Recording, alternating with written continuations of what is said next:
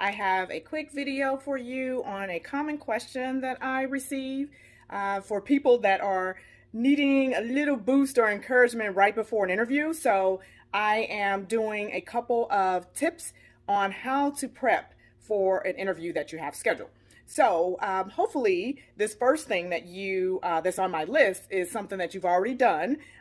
What people tend to forget is, as you're applying for jobs, sometimes you forget to copy or print screen that job posting that you originally applied to. Please don't forget to do that, because likely after that interview deadline has surpassed, that posting closes and you can't go back to it. The second step is, once you've applied and you've gotten that interview set up, start looking at your current and past accomplishments. Hopefully you have been keeping a journal on those things, or it's on your resume. Third is pretty important and something that you may need to schedule some time for. So you want to start mock interviewing, at least with one person. If you can pull someone from HR or recruiting, or a family member or a friend who will take it seriously and will interview you and ask some real questions so that you can get a feel, get the nerves worked out, because you will be nervous. It's common. You will still be nervous on the interview. So that person hopefully will help you with that. And hopefully they are observing,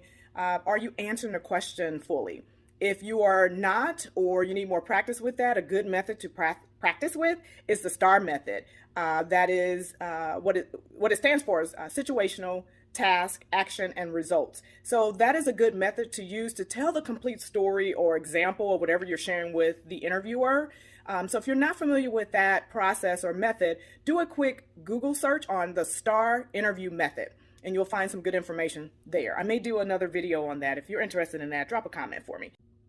Also, have that mock interviewer observe whether or not, I just did it, you are using crutch words like those things, your crutch words. So just have them have an ear out for that, so that you can reduce that, or you at least become aware. A tip that I use to make myself more aware is to record myself. So hopefully with this mock interviewer, you can record that session, and then you can play it back, and then you'll hear how it comes across. Fourth tip is, you want to make sure, especially if you are doing a virtual interview, most companies have moved, especially since the pandemic or during the pandemic, to virtual interviewing, meaning via Zoom or via Teams or whatever other video conferencing method that they choose. So don't take this setup for granted. There are a couple things that you need to do to prep for these type of interviews, especially for your camera. Is the camera position the right way so that it looks like, or you're given the illusion that you're giving eye contact, you're not cutting off your forehead, or it's some awkward angle. Those things are distracting, so make sure you have your camera position correctly. And then you also want to look at your other tics. We all have those tics, right? Some people like to swivel in their chair. That's distracting. I don't have a pen on me, but clicking a pen.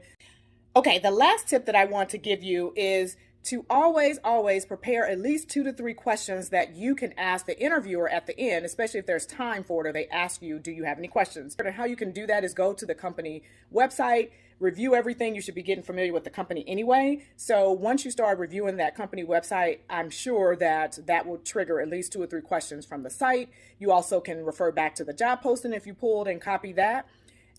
In terms of what the job is about, you may have questions about benefits, you may have questions about leadership, you may have questions about projects, things of that nature definitely count. And it just shows your interest in the position, and you're also learning. If you're hired, when you're hired, you'll have the answers to those questions. So definitely do that. Those are all the tips that I have for you. I believe I gave you 5. I always lose track. But let me know if those are helpful. I get asked this question often enough where I'm thinking about doing some type of course or longer video with more information, especially if you're interested in learning more about the STAR method or any other recruiting techniques or methods. Please let me know. Please comment. I love your comments. So comment below, and I thank you for watching this video. Once again, please like and subscribe to support me on this channel. I really appreciate you watching this video, and thank you, and see you on the other side of HR.